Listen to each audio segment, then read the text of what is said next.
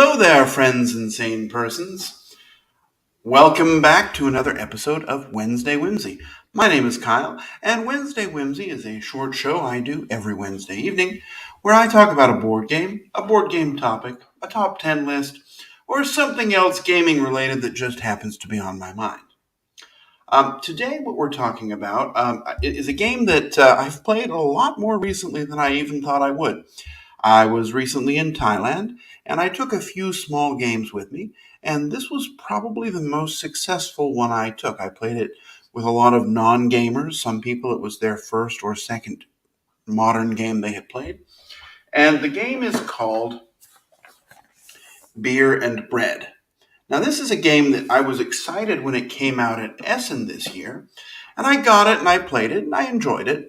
But it wasn't until a couple of more recent plays, including the 10 or so plays in Thailand, that I really kind of caught on to it. So I decided I wanted to talk about it today and sort of explain what's great and what's not so great about the game. So first of all, what is it about? Well, if you read the game description, you're two rival villages who are competing for resources and trying to make the most beer and bread and gain fame and all that kind of crap we usually see in games. Really, what you're doing is you're going to be gathering resources and drafting cards in really two different ways. And then you're going to be using those resources to make either beer or bread. And the cards are multi-use, so you can also use them for some special abilities.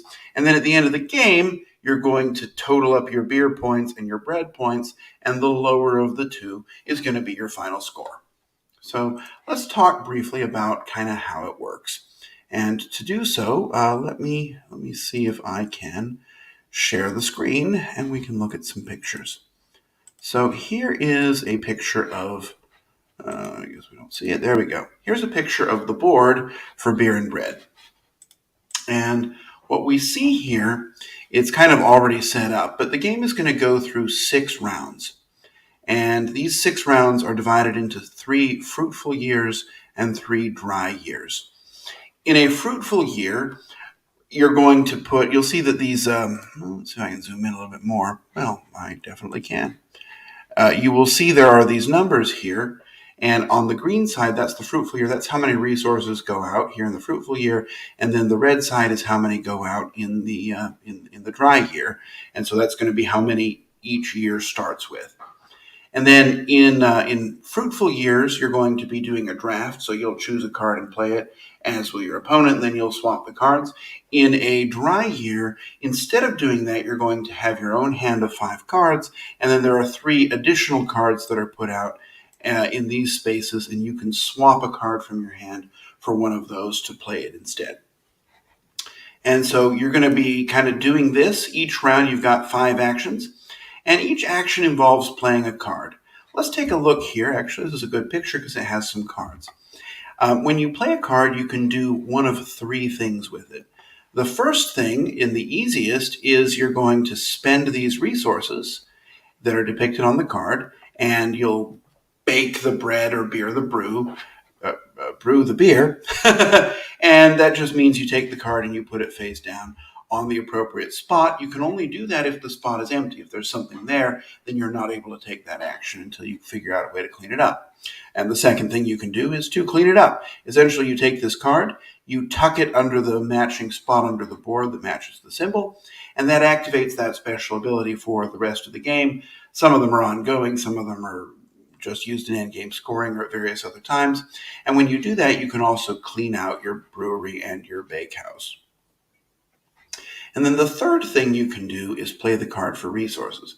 And this is honestly the most interesting part of the game. When you play a card, you'll see that it has a number of resources pictured on it, and you're going to form these columns. And so when you play it, you're going to get the resources on the card you just played, and then you're going to look in the same column and see if any others are depicted. So, for example, if I played this card here, I'd get the water and I'd get this orange grain. And I'd also get one more water because if I go up this column, there's another water there. And so by building sort of combinations of these resources, you're going to be able to get more and more. But there's a catch, and that catch is that you only have room to store 9 resources unless you upgrade that. And if you take more resources than you need, you still take them, but then you have to give the extra ones.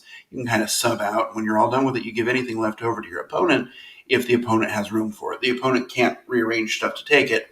But if, in this case, if I were to take these resources, these 3 resources, I don't have any room here in my shed for them.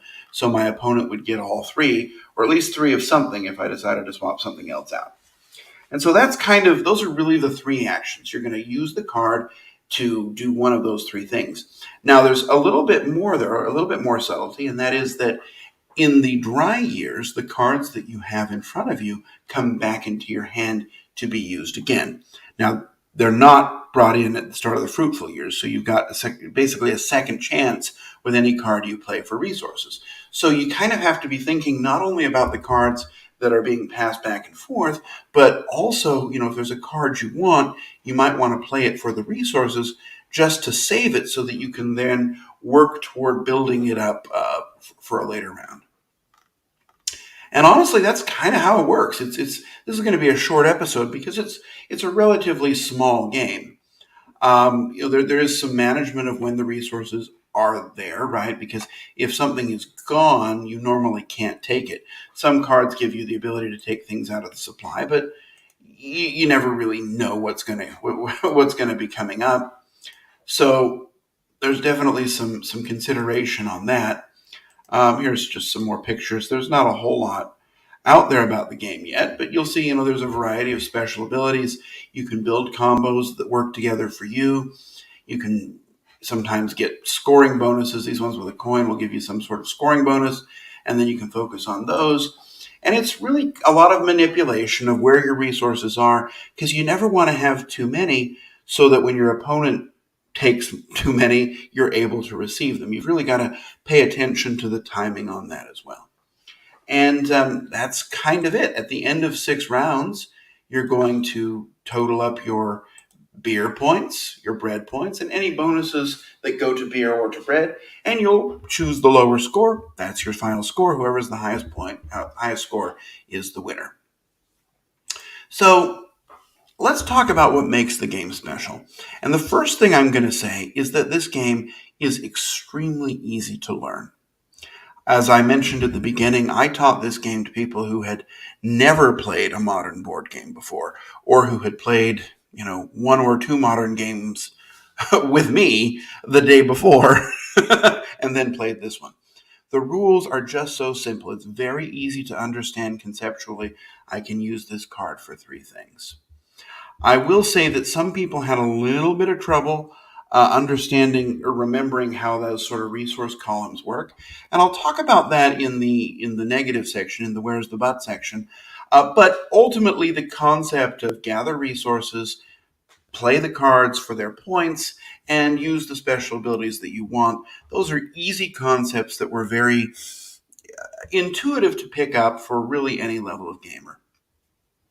Another thing that's special is the strategy in the game after you've played it a few times really comes alive. As I mentioned when I was describing how the game works, there's some subtlety there in, not just thinking about the cards that you want to play this turn, but cards you want to play in the next round. Because, in fruitful years at least, you have the ability to save a card for yourself for next round.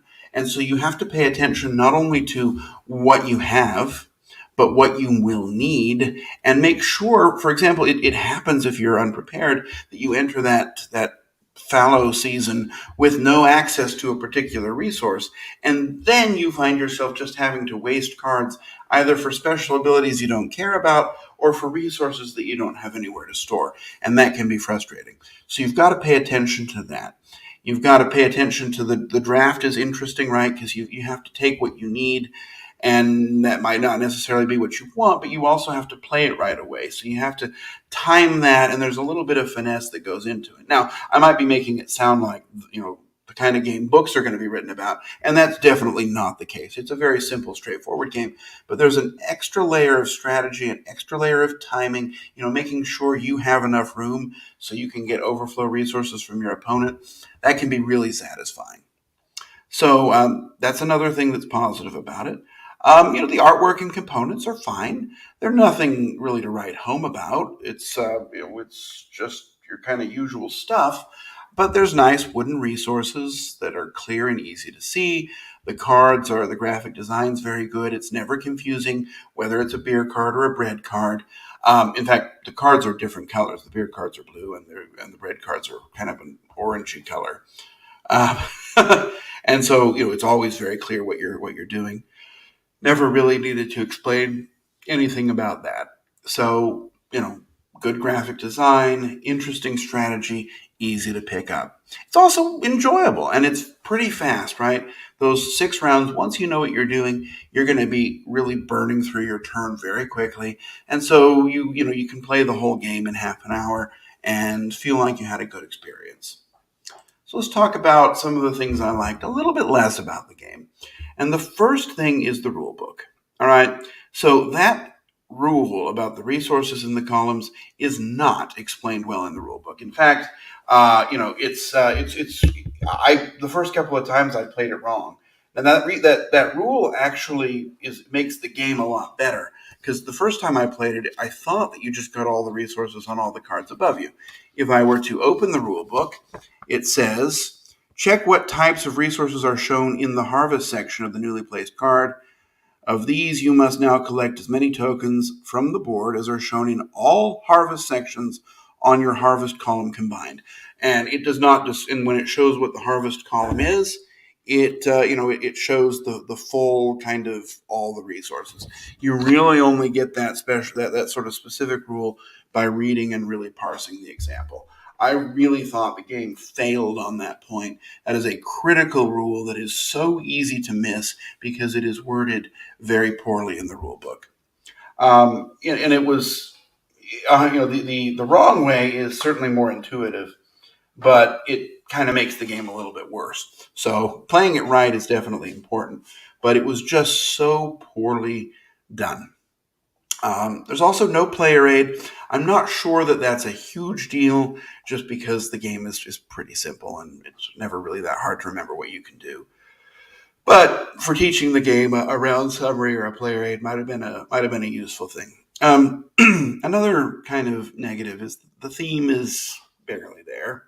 It's just make these cards, fulfill these contracts to get some points, and so you're not really going to win anybody over with the theme. It's not. You don't. Never do you feel like you're actually baking bread or making beer or really doing anything other than drafting cards, playing cards, and collecting resources. So those are some negatives. But other than that, rules negative, and that one I actually really do ding the game for because it really could have been better explained. But the other rules are relatively straightforward, easy to understand, and the negatives I have are pretty small. So, what's my final rating? We're gonna have a record for the shortest episode of Wednesday Whimsy ever, I guess. Um, my rating, I'm going to come down at an 8 for this. And honestly, the reason for that is that I just really enjoy it. I probably was at a 7 when I was playing that rule wrong. And it wasn't until maybe my fourth or fifth play of the game that I really started to feel, there's something here that's a little bit more than it just looks to be at the surface. So with some repeated plays, I've probably raised it to an 8. Definitely one I enjoy. It's small. I guess this is a positive. It's small and easy to travel with and doesn't take up a lot of space to play. Also a positive, especially if you're, in Thailand. So anyway, that's what I've got for you today. Beer and Bread is a fun and interesting game with simple mechanisms that are easy to understand, but enough subtlety to make the game replayable and interesting many times over. So that's what I've got for you. And that really brings us to the end of another episode of Wednesday Whimsy.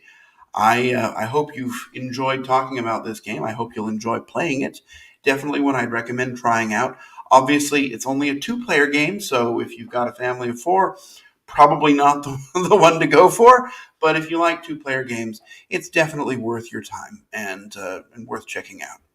And so with that, I guess I will end this episode a little on the early side, and I will wish you safe travels, courage when you need it. And I'll see you again next week for another episode of Wednesday Whimsy. Bye bye.